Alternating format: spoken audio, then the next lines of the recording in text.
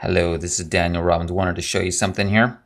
So look at the thermostat here. I've got the thermostat set at about here, about 15 degrees Celsius, and yet the temperature in here is about 20 degrees Celsius. And I love days like this, kind of because I save on heat, because this place actually leaks a lot of heat. But it also faces south, so when the sun is out and shining brightly, it warms the place right up. Now my challenge to you is, how would it do it from 93 million miles away? And look at it. Again, I've done this before, I'm going to do it again. So from my thumb to my finger there, that's supposed to be 93 million miles away. Do you know how far away that is? Because I want to give you a challenge. Try counting to it. Well, even try counting to 1,000. I've got some videos where I've counted to 1,000. In Sit Still Parts 1 and 2, I did it.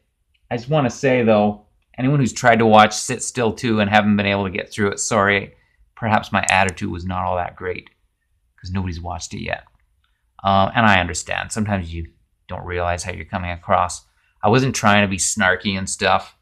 I was just frustrated by these people that think I'm the ignorant one for not believing the moon is 238,000 miles away. And yet something tells me they don't appreciate what it takes to even count to 1,000. But I've also got another one where I counted to 1,024 in base 32.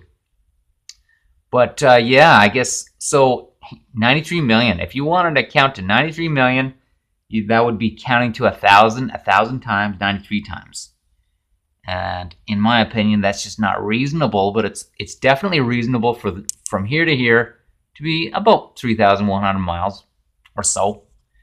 But my understanding is that light is nothing more than a light, as opposed to some physical object. It's a focal point of light or something, from what I've been learning. But let me show you where I get the heat in this place when the sun isn't shining quite so brightly, like at night, or when the clouds are covering the sun. Well, would you look at that? There's my furnace. And you know what? It's right here. You know where my furnace isn't?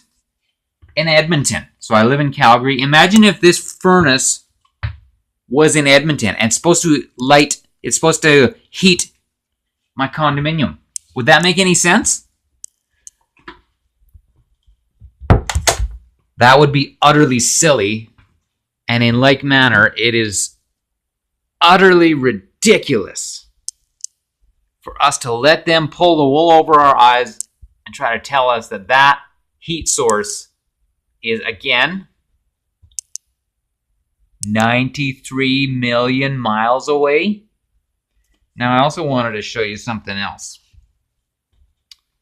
So it says in Psalm 19, in them hath he set a tabernacle for the sun, which is as a bridegroom and coming out of his chamber, and rejoiceth as a strong man to run a race. Is going forth from the end of the heaven, and his circuit unto the ends of it, and there is nothing hid from the heat thereof. So I was sitting here reading my Bible. I haven't been doing as much as I'd like to. Because I've been so busy,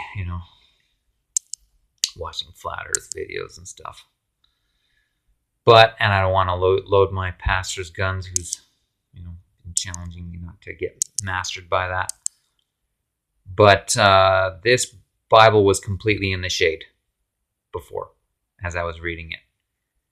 And I saw how slowly but surely the sunlight just washed over it. So now it's completely lit up, especially when I get this plant out of the way. That's a miracle. And of course I didn't feel any movement because I'm not moving. It's the sun out there that's moving. The only reason that sounds strange to so many people is that they've been brainwashed into believing the optical illusion. And man, when you think that you are on a spinning planet orbiting the sun, it just does something to your head. It throws you off. to the point where when you get off that silly, ridiculous ride, it's almost like you've gotten off a merry-go-round and you're feeling a little bit of dizziness and wooziness in your head. I feel it right now. But, so not only would the sun not be able to heat us from that far away, but of course it would not be able to not just light us, but I mean, like, the lights are on. The light is on. That greater light is on. It's up in the sky. It's giving us daylight. Light everywhere you can see. I have this video called The Law of Inverse Square. And again, the farther away a light source is, the less light you're going to see from it. And that's not a linear relationship. It's an inverse square relationship. So go ahead and say 1 divided by 93 million squared. That's as much light as you would see from a light source that far away. And same thing with heat. So I'll let that suffice. And happy firmament or heaven day, also known as Monday or quote-unquote moon day.